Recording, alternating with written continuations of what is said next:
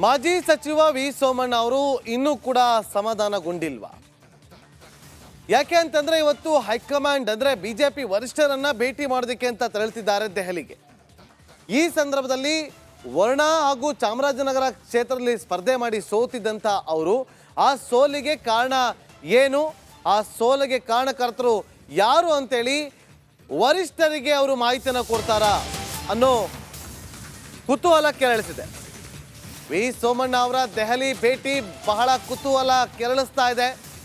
High command ನಾಯಕರನ್ನ ಭೇಟಿ ಮಾಡಲಿರುವಂತ ಮಾಜಿ ಸಚಿವ ವಿ ಸೋಮಣ್ಣ ಅವರ ಸೋಲಿಗೆ ಕಾರಣ ಆದವರ ಪಟ್ಟಿಯನ್ನ ಕೊಡಲಿರುವಂತ ವಿ ಸೋಮಣ್ಣ, BSY ಹಾಗೂ ವಿಜೇಂದ್ರ ಮೇಲೆ ಅಸಮಾಧಾನಗೊಂಡಂತಹ ವಿ ಸೋಮಣ್ಣ ಅವರು ಸಮಗ್ರವಾಗಿ ಚರ್ಚೆಯನ್ನು ನಡೆಸಲಿದ್ದಾರೆ ಬಿಜೆಪಿ ವರಿಷ್ಠರ ಜೊತೆಯಲ್ಲಿ. ವಿ ಸೋಮಣ್ಣ ಜೊತೆಗೆ ಲೋಕಸಭಾ ಚುನಾವಣೆಗೆ ತುಮಕೂರು ಕ್ಷೇತ್ರವನ್ನ ಕೇಳ್ತಾರಾ ಇದೇ ಭೇಟಿಯ ಸಂದರ್ಭದಲ್ಲಿ ಎನ್ನುವ ಪ್ರಶ್ನೆ ಕೂಡ ಉದ್ಭವ ಆಗ್ತಾ ಇದೆ. ವಿ ಸೋಮಣ್ಣ ಅವರು ದೆಹಲಿಗೆ ತೆರಳುತ್ತಿದ್ದಾರೆ. ಅಲ್ಲಿ ಬಿಜೆಪಿ ವರಿಷ್ಠರನ್ನ ಭೇಟಿ ಮಾಡ್ತಾರೆ. 2 ಕ್ಷೇತ್ರದಿಂದ ಸ್ಪರ್ಧೆ ಮಾಡಿದಂಥ ಅವರು ಆ ಸೋಲಿಗೆ ಕಾರಣಕರ್ತರು ಯಾರು ಅನ್ನೋದರ ಬಗ್ಗೆ ಪಟ್ಟಿಯನ್ನು ಕೊಡ್ತಾರೆ ಅಂತ ಹೇಳಲಾಗ್ತಾ ಇದೆ. ಇದರ ಜೊತೆಲಿ ಮುಂಬರುವಂಥ ಲೋಕಸಭಾ ಚುನಾವಣೆಗೆ ತುಮಕೂರು ಲೋಕಸಭಾ ಕ್ಷೇತ್ರದಿಂದ ಟಿಕೆಟ್ ಕೊಡಿ ಅಂತೇಳಿ ಕೇಳುವಂಥ ಸಾಧ್ಯತೆ ಕಂಡು ಬರ್ತಾ ಇದೆ. ಕೇಳ್ತಾರೆ ಅಂತಲೇ ಹೇಳಲಾಗ್ತಾ ಇದೆ. ಗೋವಿಂದರಾಜನಗರದಲ್ಲಿದ್ದಂಥವ್ರು ಅಲ್ಲಿಂದ ಚಾಮರಾಜನಗರ ವರ್ಣಾಗೆ ಕಳಿಸ್ಕೊಡ್ತಾರೆ. ಅಲ್ಲಿ ಸೋಲಾಗುತ್ತೆ. ಆ ಬಳಿಕ ಅವರು ಬಹಳ ಅಸಮಾಧಾನವನ್ನು ವ್ಯಕ್ತಪಡಿಸಿರ್ತಾರೆ. ನೇರವಾಗಿ BS ಯಡಿಯೂರಪ್ಪ ಹಾಗೂ BY ವಿಜೇಂದ್ರ ಅವರ ವಿರುದ್ಧವೇ ಅವರು ಅಸಮಾಧಾನವನ್ನು ವ್ಯಕ್ತಪಡಿಸಿರ್ತಾರೆ. ಮಾಜಿ CM BS ಯಡಿಯೂರಪ್ಪ, ಬಿಜೆಪಿ ರಾಜ್ಯಾಧ್ಯಕ್ಷ BY ವಿಜೇಂದ್ರ ಅವರ ವಿರುದ್ಧ ಕೆಂಡಾಮಂಡಲರಾಗಿರ್ತಾರೆ. ಮಠಾಧಿಪತಿಗಳನ್ನು ಭೇಟಿ ಮಾಡಿ ಅಸಮಾಧಾನವನ್ನು ಹೊರಹಾಕಿರ್ತಾರೆ. ಈಗ ಬಿಜೆಪಿ ವರಿಷ್ಠರನ್ನ ಭೇಟಿ ಮಾಡಿ ಅವರ ಬಳಿ ಮನವಿ ಮಾಡಿಕೊಳ್ಳುವಂಥ ಸಾಧ್ಯತೆ ಇದೆ. ಜೊತೆಗೆ ಅವರ ಸೋಲಿಗೆ ಕಾರಣ ಏನು ಅನ್ನೋದ್ರ ಬಗ್ಗೆ ಪಟ್ಟಿಯನ್ನು ಕೂಡ ಕೊಡ್ತಾರೆ ಅಂತ ಹೇಳಲಾಗ್ತಾ ಇದೆ. ನಮ್ಮ ಪೊಲಿಟಿಕಲ್ ರಿಪೋರ್ಟರ್ ಸುರೇಶ್ ಲೈವ್ನಲ್ಲಿ ಜಾಯ್ನ್ ಆಗಿದ್ದಾರೆ. ಸುರೇಶ್, 2 ವಿಚಾರ ದೆಹಲಿಗೆ ಭೇಟಿ ಕೊಡ್ತಿದ್ದಾರೆ. ಮೊದಲನೇದು ಅವರ ಸೋಲಿಗೆ ಕಾರಣರಾದವರ ಪಟ್ಟಿಯನ್ನು ಕೊಡ್ತಾರೆ ಅನ್ನೋದು ಒಂದು, ಮತ್ತೊಂದು ಲೋಕಸಭಾ ಚುನಾವಣೆಗೆ ಟಿಕೆಟ್ ಕೊಡಿ ಅಂತೇಳಿ, ಹೌದಾ?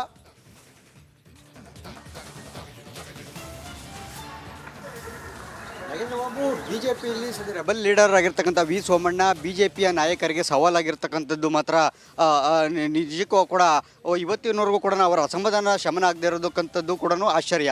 ಸೊ ಇದೇ ನಿಟ್ಟಿನಲ್ಲೇ ಈಗ ರಾಜ್ಯ ಬಿಜೆಪಿ ಹಿರಿಯ ನಾಯಕರ ಒಂದು ಸಂಧಾನ ಕೂಡ ಎಲ್ಲೋ ಒಂದು ಕಡೆ ಒಂದಷ್ಟು ಅಸಮಾಧಾನ ಏನಿತ್ತು ಇವ್ರದ್ದು ತಣಿಸೋದ್ರಲ್ಲಿ ಒಂದು ರೀತಿಯಲ್ಲಿ ಯಶಸ್ವಿ ಕೂಡ ಆಗಿದ್ದಾರೆ. ಆದರೂ ಕೂಡ ಹೈಕಮಾಂಡ್ ನಾಯಕರನ್ನು ಭೇಟಿಯಾಗತಕ್ಕಂಥದ್ದು ಇದು ಪೂರ್ವ ನಿಗದಿತ ಕಾರ್ಯಕ್ರಮ ಕೂಡ ಹೌದು. ಏಕೆಂದರೆ ಕಳೆದ ಸುಮಾರು 1 ತಿಂಗಳಿಂದನೂ ಕೂಡ ಅವರು ಹಿರಿಯ ನಾಯಕರ ಭೇಟಿಗೆ ಈಗಾಗಲೇ ಅನುಮತಿಯನ್ನು ಕೇಳಿದರು. ಜೊತೆಗೆ ನಮಗೆ ಇರುವಂತಹ ಮಾಹಿತಿ ಪ್ರಕಾರ 2 ಬಾರಿ ಹೈಕಮಾಂಡ್ ನಾಯಕರು ವಿ ಸೋಮಣ್ಣ ಅವರಿಗೆ ದೆಹಲಿಗೆ ಆಹ್ವಾನವನ್ನು ನೀಡಿದರು. ಅಷ್ಟಾದರೂ ಕೂಡ ವಿ ಸೋಮಣ್ಣ ಅವರು ಕಾರಣಾಂತರಗಳಿಂದ 2 ಬಾರಿಯೂ ಕೂಡ ಪೋಸ್ಟ್ಪೋನ್ ಮಾಡಿ ಇವತ್ತು ಹೋಗ್ತಾ ಇದ್ದಾರೆ ಅಂತಕ್ಕಂಥದ್ದು ಮಾಹಿತಿ. ಸಂಜೆ 4:30 ಒಂದು ಸಮಯಕ್ಕೆ ದೆಹಲಿಗೆ ವಿಮಾನದಲ್ಲಿ ತೆರಳ್ತಾ ಇರ್ತಕ್ಕಂಥ ವಿ ಸೋಮಣ್ಣ ಅವರು ಪ್ರಮುಖವಾಗಿ ಇಲ್ಲಿ 2 ವಿಚಾರಗಳು ಇರತಕ್ಕಂಥದ್ದು. ಈಗಾಗಲೇ ನಾವು ರಿಪಬ್ಲಿಕ್ ಕನ್ನಡ ಸುದ್ದಿಯನ್ನು ಬ್ರೇಕ್ ಮಾಡಿರೋ ಪ್ರಕಾರ ಈಗಾಗಲೇ ಕೇಂದ್ರ ಸಚಿವ ಪ್ರಹ್ಲಾದ್ ಜೋಶಿ ಅವರು ವಿ ಸೋಮಣ್ಣ ಅವರ ಅಸಮಾಧಾನವನ್ನು ಶಮನ ಮಾಡೋದಕ್ಕೆ ಅವರನ್ನು ವಿಶ್ವಾಸಕ್ಕೆ ತೆಗೆದುಕೊಳ್ಳೋದಕ್ಕೆ ಹೈಕಮಾಂಡ್ ನಾಯಕರ ಸೂಚನೆ ಮೇರೆಗೆ ಎಂಟ್ರಿ ಆಗಿರ್ತಕ್ಕಂಥದ್ದು. ಜೊತೆಗೆ ಈಗಾಗಲೇ ಅವ್ರ ಜೊತೆಗೂ ಮಾತನಾಡಿ ಲೋಕಸಭಾ ಚುನಾವಣೆಗೆ ಸ್ಪರ್ಧೆಗೆ ಈಗಾಗಲೇ ಗ್ರೀನ್ ಸಿಗ್ನಲ್ ಕೂಡ ಕೊಡಿಸಿದ್ದಾರೆ. ಇದೇ ನಿಟ್ಟಿನಲ್ಲಿ ಮುಂದುವರೆದ ಭಾಗವಾಗಿ ಈಗ ಹೈಕಮಾಂಡ್ ನಾಯಕರ ಭೇಟಿಗೆ ಹೋಗ್ತಾ ಇರ್ತಕ್ಕಂಥದ್ದು.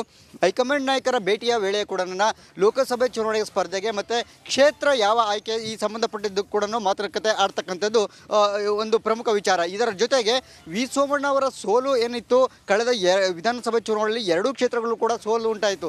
ಆ ಸೋಲಿಗೆ ಕಾರಣರಾದವರ ಬಗ್ಗೆ ಪರೋಕ್ಷವಾಗಿ ವಿ ಸೋಮಣ್ಣ ಅವರು ಹಾಗೆ ಸಂಪರ್ಕದಲ್ಲಿರಿ.